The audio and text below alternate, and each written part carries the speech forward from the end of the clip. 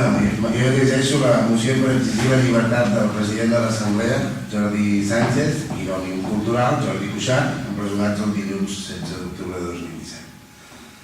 El passat dilluns 17 d'octubre, la justícia espanyola va empresonar els presidents de l'Òmnium Cultural, Jordi Cuixart, i de l'Assemblea Nacional Catalana, Jordi Sánchez. De nou, es va judicialitzar un conflicte polític que l'estat espanyol no sap resoldre en diàleg i negociació.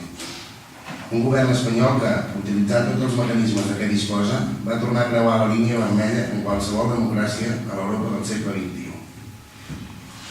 Empresonar persones per manifestar-se pacíficament, tenir idees diferents i donar veu al poble. Un fet que posa en greu risc els valors democràtics que creiem que eren la base de la Constitució del 78. Les idees són la llibertat més gran que tenen els homes i les dones del segle XXI, després de lluites incansables de persones anònimes, de col·lectius socials i fins i tot de guerres. Avui, per sort, estan protegides en tots els tractats internacionals. No hi ha estat democràtic al món que jutgi les idees, i menys encara que les empresoni, que persegueixi les urnes, el vot, la decisió democràtica d'escollir.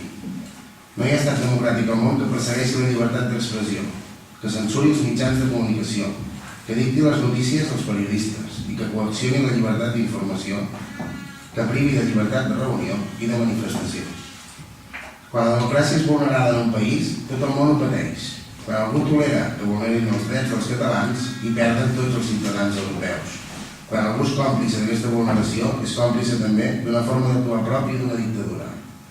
Empresonar representants de la societat civil forma part de l'estratègia de l'Estat per tensar, crispar i radicalitzar un conflicte polític. L'objectiu final és desactivar tota la societat civil. Volen dividir-nos com a poble i trencar la nostra cohesió social.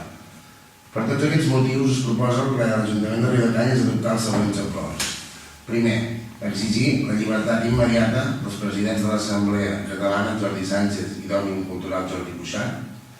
Segon, declarar la vulneració de les llibertats de les persones recollides i protegides en tots els tractats internacionals i manifestar la persecució de la lliure expressió i del dret a decidir de les persones per part d'un estat que jutja les idees i empresona de forma il·legal. Tercer, denunciar la manca de separació de poders de l'estat espanyol, així com la manipulació i coacció dels mitjans de comunicació. Quart, demanar a les institucions europees que no continuïn donant l'esquena a Catalunya davant accions pròpies d'una dictadura.